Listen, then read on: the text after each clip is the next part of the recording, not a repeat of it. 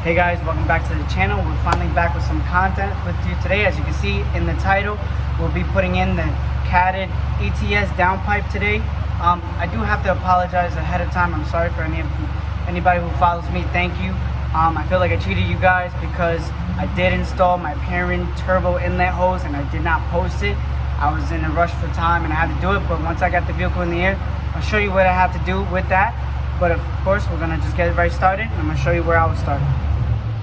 First thing, I know you gotta disconnect the O2 sensor. So from under the hood, it's a little easier.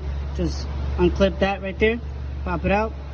Simple, and then once we're under, you can unclip right there and then take it off. And I'll show you from the bottom. Okay, of course, once you get the vehicle, well, lifted up or up in the air, of course you wanna take off the plastic on the cover and the metal cover that protects the turbo and all that.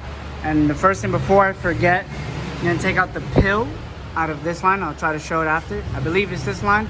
Take the restrictor pill out first, and then from there, I'm gonna remove this clip, remove the O2 sensor, and then take off the bracket to get to the bolts to the J-pipe. All right, so like I said, the restrictor pill is here. And we're gonna take that out. You wanna use some pliers. And like they said in most videos, it does work. Just squeeze it nice and easy.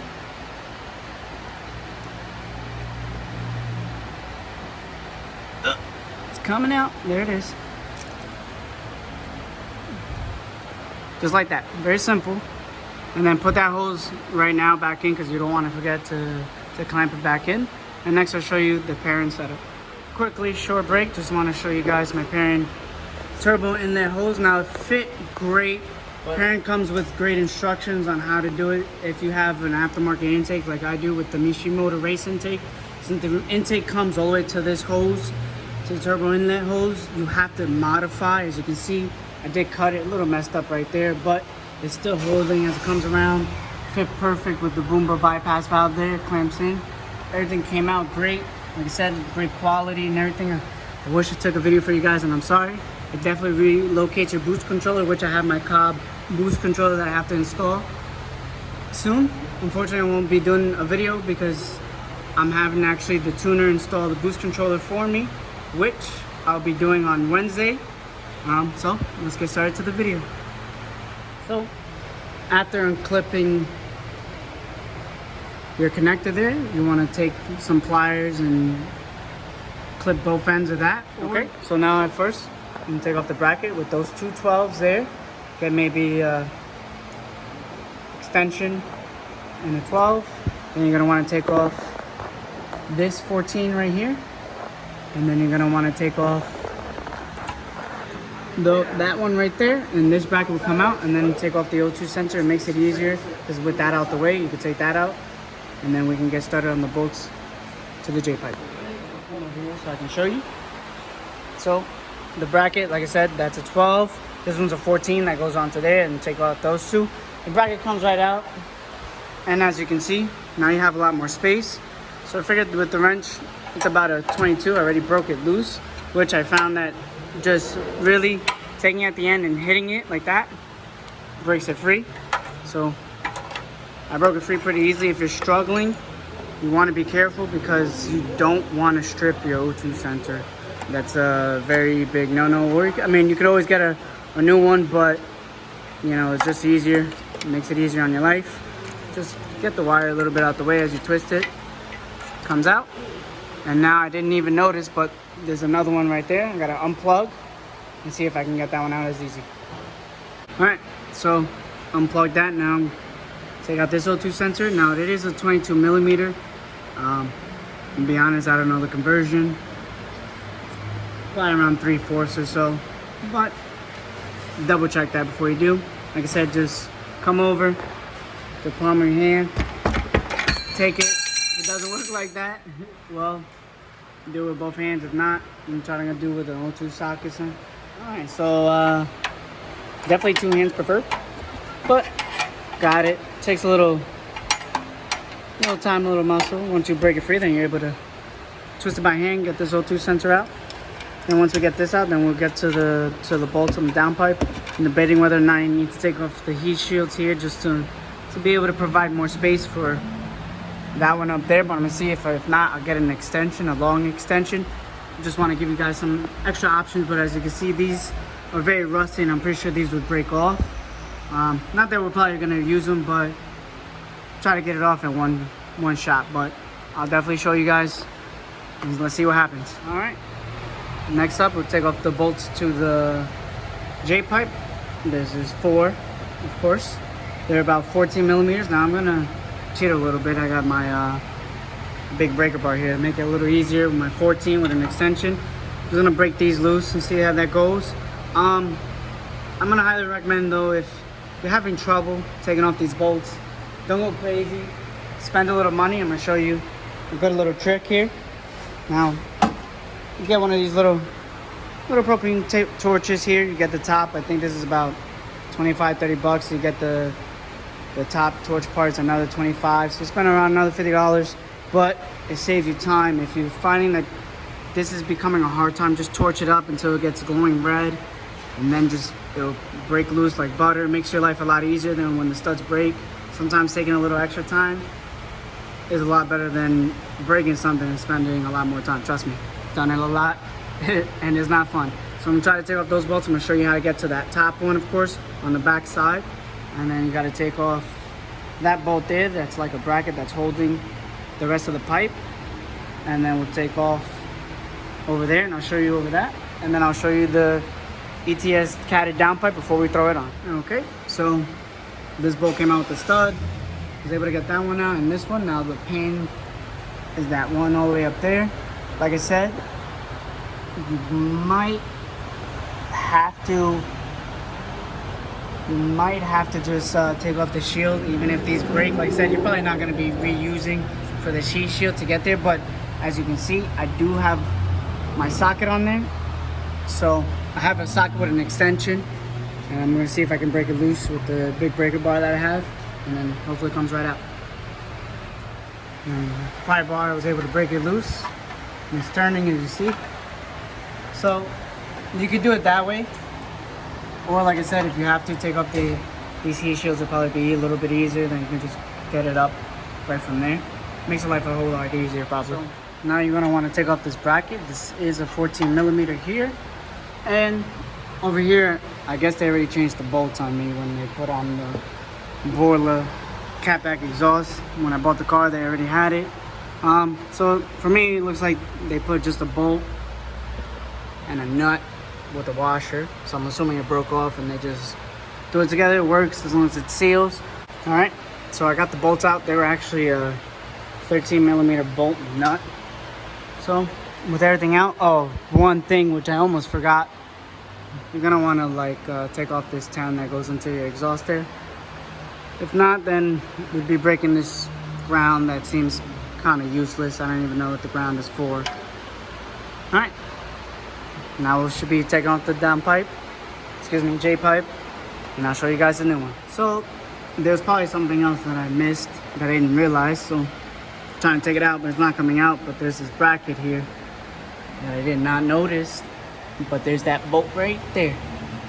So I have to break out that bolt first, and then hopefully now I can take out the down pipe.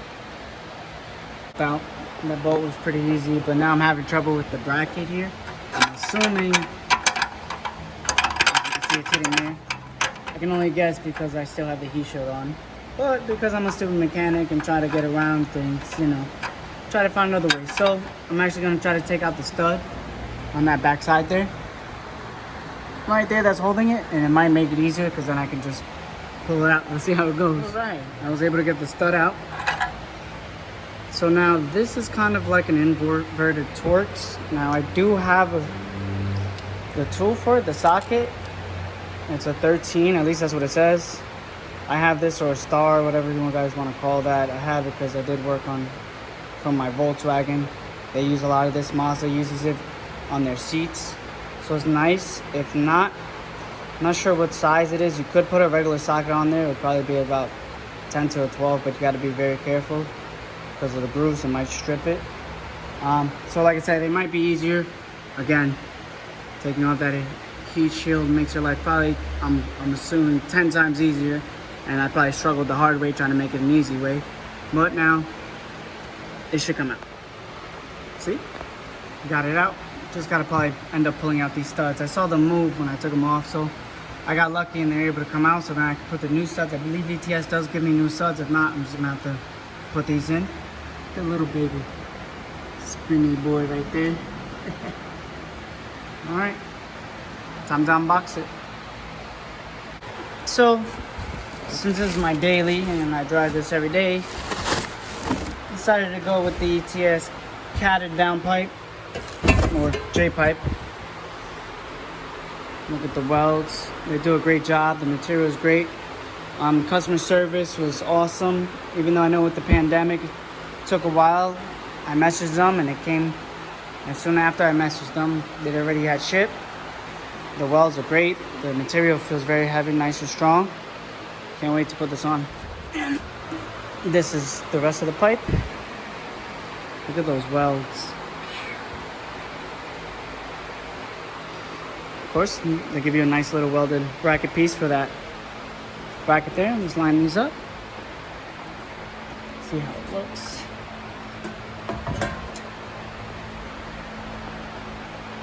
Oof. Looks so good. Hopefully it sounds as good as it looks. Okay, unpackaged and going through the ETS J-pipe system. 2 new bolts and nuts for that.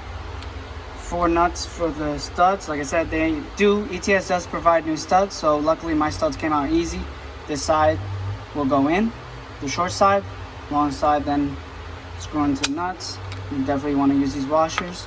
They give you a nice V-band clamp to connect from the J-pipe to the mid-pipe there.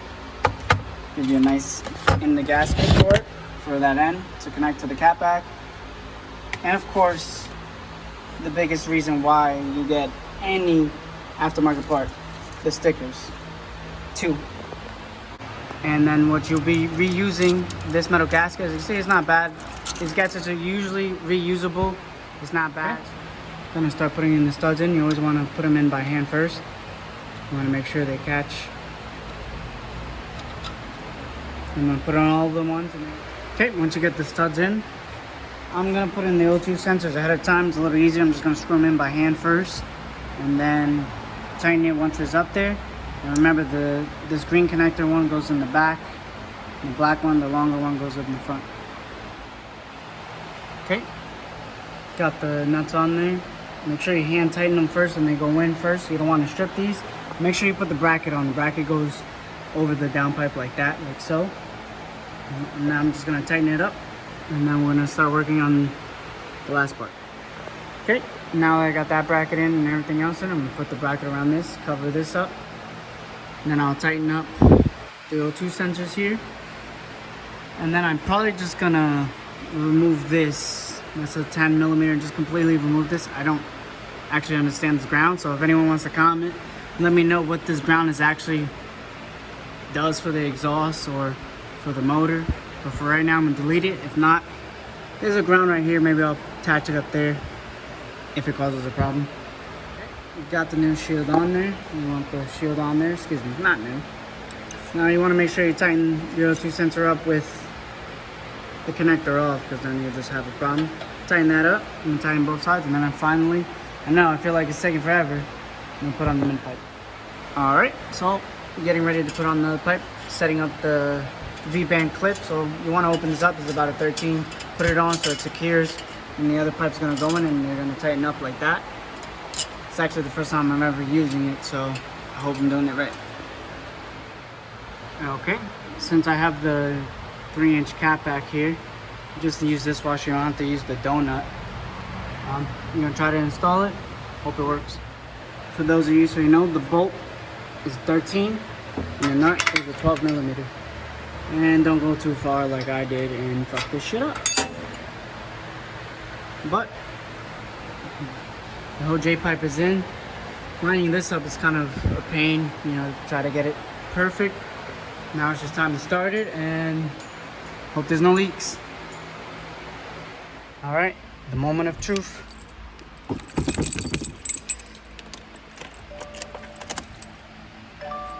Wait, I forgot.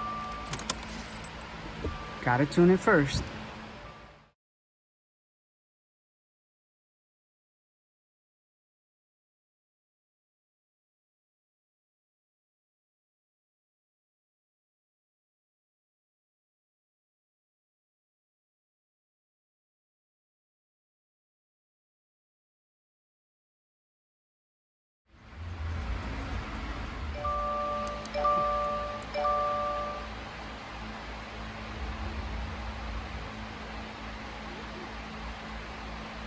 That's it. Moment of truth now.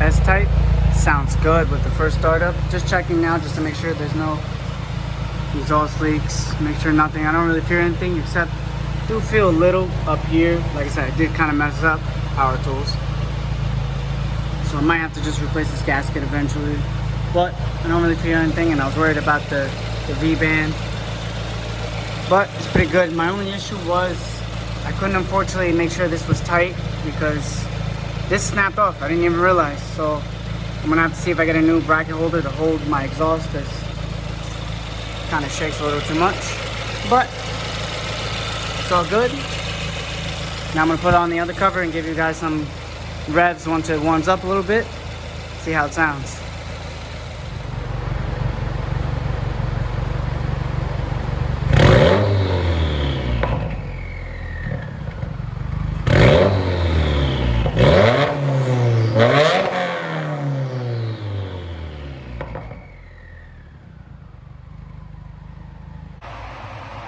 Alright guys, that's it. That's the end of the video. Thank you for watching. If you got this far, thank you so much. Please like, subscribe, share, comments, feedback always, like I always said, it always helps me, whether it's negative or positive, it always helps. I hope you guys enjoyed it. The car sounds amazing. I can't wait to start driving it. So I'll be getting it tuned, like I said, in 2 days. So I'll be excited. If you guys want me to do a drive video point of view, let me know in the comments below. So you guys know I'm going to the shop over in Connecticut. That's the closest thing out here, over here in New York, for Westchester area. Thank you for watching this video again. Hope you enjoyed.